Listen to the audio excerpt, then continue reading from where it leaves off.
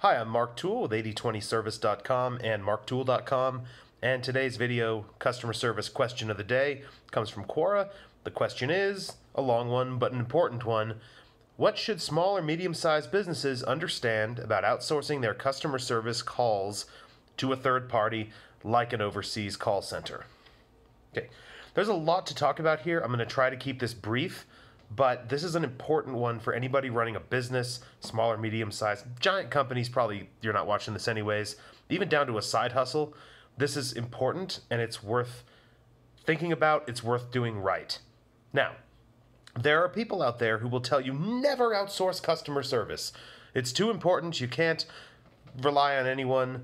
There's a lot of good arguments there that we'll discuss in a minute. There are people who will say, always outsource customer service. It's a low-value task. Just get some jackass to handle it or a chatbot or something, and don't worry about it.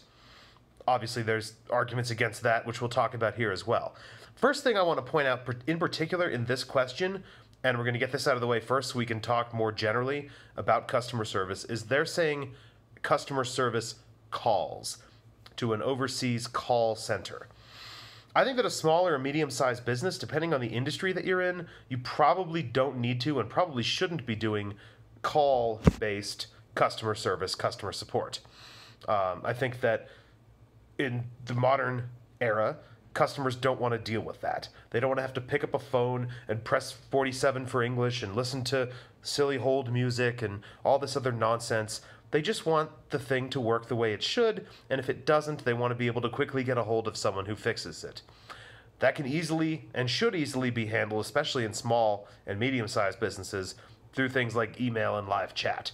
So, for the rest of this answer, I'm going to talk about customer service in general, not calls specifically. If you insist on doing calls, the same can be true.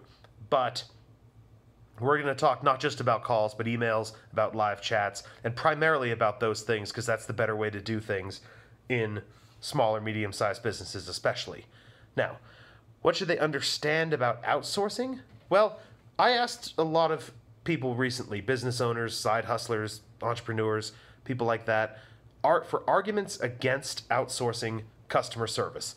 And people gave me a lot of different and varied and interesting answers, but there are really 2 points that I pulled out of all of this that are the main, I believe, and you'll probably agree, the main arguments against outsourcing customer service. Number one is the idea, like this guy's gotten, the person who asked this question kind of implied this, an overseas call center. What do you think of when you think of that? A big room, hot, sweaty room with fans and maybe a goat's walking around and all these people on these long tables with little headsets plugged in and noise in the background, and they have a script over here to read off of. They don't know anything about the business. They don't know anything about the company. They don't care. The customers, that maybe they don't have good English skills. That's what you picture. And of course, the objection there is that these people are not going to provide good customer service. It's going to be they're going to need everything scripted out. They're going to need all this stuff. And they're going to do a mediocre job at best at following those procedures, at reading off of those scripts, because at the end of the day, they don't care about you, the company, the customer, any of that. They care about keeping their low-paying factory farm call center job in some third world country. Or email or live chat. They have the equivalent of that for all of these. And I'll tell you a secret. Sometimes these people are answering your live chats while they're on the phone with somebody else for some other business and they're completely distracted. It's just bad customer service. The other thing, even if the customers, by the way, never catch on, never realize that this is what you're doing, it's going to be bad customer service in a lot of ways. You're going to miss out on a lot of opportunities to make more money by doing good customer service. Good customer service, as I define it, somebody who's intelligent, wants to help, understands the business, understands the customer, and wants to not just get this person off the phone so they can go have a cigarette, but wants to actually resolve the situation in the best interest of the customer and the business, because when you're doing things right, those interests very often overlap and align. The other thing, though, argument against this is even more powerful, especially because it's an argument from the perspective of the customer.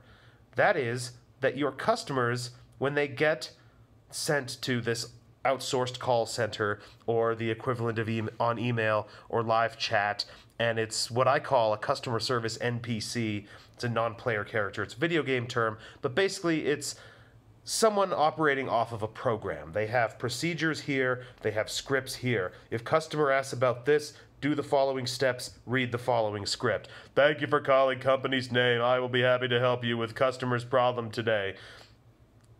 When you get one of these people, whether it's on phone, whether it's on email, whether it's chat, you can tell instantly as a customer. First of all, the templates they use, the scripts they give them, are almost always shit. They're almost always written very, very poorly. Even when they're not, it's not natural. It doesn't flow like a human conversation. And then on chat especially, you'll see they paste this giant wall of text, which is A, completely inappropriate for a live chat medium, and B, they just click a button and pound it out, and there's no way they actually typed any of that stuff that fast. It tells the customer one thing. This person that it tells them several things, I guess. The person that I'm talking to does not care about me. Therefore, the business who put this person in charge of talking to the customers when there's a problem doesn't really care about the customers. It tells them that why do people have operations like that? Because it's cheap and they can throw a lot of complaints and questions and bullshit into it.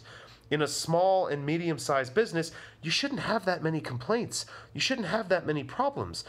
If you have so many complaints and problems, and there's something that could be handled by a script and a procedures guide in a routine fashion, you're doing something wrong in your business. Why do so many of your customers have the same problem over and over again, and you're not fixing that problem? You're paying some guy in Bangladesh 15 cents a day to repeatedly answer it. It tells the customer that the company doesn't really care about their experience. They sold them the thing, they got the money, now this is going to handle it. They don't really want to improve it, they don't really want to make it better. And, of course, it tells them that the person that they're dealing with cannot actually fix their problem. They can't make a decision, they can't act. They're not dealing with a representative of the company, even if they technically are. They're dealing with a piece of call center or email center or chat center hardware running a program. That hardware just happens to be meat-based in this case. So those are the arguments against outsourcing customer service, or so people say. But there's no reason that outsourced customer service has to be that way. Most of it is, and they look for the cheapest option, just, oh, well, here, you handle it.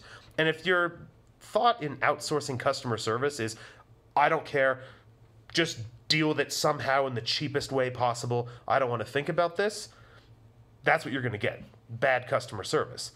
But that's not the only option. And I'm working on something in this area right now because it's something I've done for multiple clients in the past. I want to open it up a little more broadly.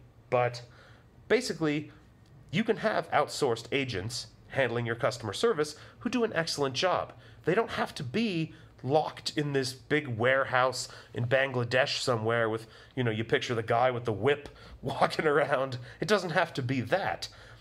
Just because someone is in another country, for example, or in this country, or in any country, working in a customer service job, it doesn't mean that they're an idiot who has to read off of a script and can't be trusted to think. You can get very good, very inexpensive people to handle all of your customer service needs very, very well, better than native Americans in many cases. Not I mean Native Americans, but American people in America, including Native Americans maybe, although I can't comment on them specifically, for very, very cheap. And they'll do an excellent job if you set everything up right, if you run it right. That was what I was responsible for in the past for multiple clients, including James Altucher's newsletter business before he sold it, where basically you have someone, native speaking, someone who you speak to, your point of contact. In this case, it was me. Someone who understands business, someone who understands customer service, someone who understands profit, and someone who understands you and your business specifically. Someone that you talk to, hey, we're going to have this product launch go out, customer service going to be ready? Yep. Or the other way, hey, we're getting a lot of requests about this in customer service. Here's some ways we could update that or fix that. And then the outsourced if you want to call it that, agents handle the day-to-day questions, requests, that sort of thing. The obvious overarching goal here, though, is to minimize the number of questions, requests, complaints, etc. by doing everything right on the front end. Now, is that considered outsourcing? Maybe. I mean, it really depends. In this case, the only difference between outsourcing and having that be your customer service department is whose payroll these people are on. If these people are on your payroll, if me and my outsourced team in the Philippines, for example, are directly on your payroll as employees, then you're running your own customer service department. You're paying me to run your customer service department, and I've done that in the past, and it works very well. But, for example, if you were to contract with someone like me to run your customer service for you, to handle all the questions, requests, etc., and I have my team in the Philippines or wherever else do the day-to-day work while I work with you to make sure everything runs smoothly, get things optimized, get everything working correctly, that is, by definition, outsourced customer service. But it would be top-notch, world-class customer service, just as good, if not better, than hiring someone to work directly in your business to do these things. The only difference is how you're paying for it at that point. So this is what I'm talking about. This is what I'm working on. Something like this where you can outsource your customer service, not to some factory farm in Bangladesh where they're just banging away on the same template all day long, but to someone who understands business, someone who would learn to understand your business, and someone who understands how to run customer service correctly, appropriately, keep it simple, and keep it the way it should be, which you're not going to get from Bangladesh, profitable. That's what I'm working on. It's not quite ready. I don't have any announcements or anything on this yet, but I saw this question and I wanted to answer it because it's an important one. This video is running a little long, but this is important, so I wanted to talk about it. I'm going to wrap this up here. If this is something that interests you, if you have any questions or comments or want to talk to me further about this, if you're watching on Quora or YouTube, you can send me a message there. But probably the best thing would be to go to my website, 8020service.com, like the 80/20 principle, no dashes or anything. Click the contact form, send me an email, and we can talk about this further. But even if you never speak to me about this ever, that's the idea. Outsourcing customer service is just a payment structure, really. It doesn't mean outsourcing customer service to a low-cost garbage provider in a third world country. At least it doesn't necessarily mean that. That's the clarification I'm making here. People think of it that way. They shouldn't think of it that way. There are many, many options, including the thing that I'm thinking of here, but there are other options that are probably a little bit less dumb than the Bangladeshi thing anyways. But that's all. I'm going to wrap this video up here.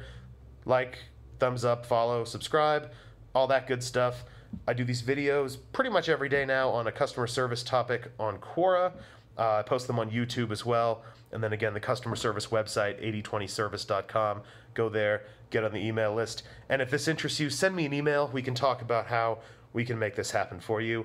But if not, take this as my advice, implement it yourself.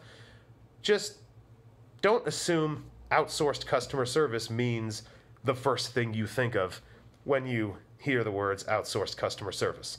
But that's all for today. I'll be back soon with another video.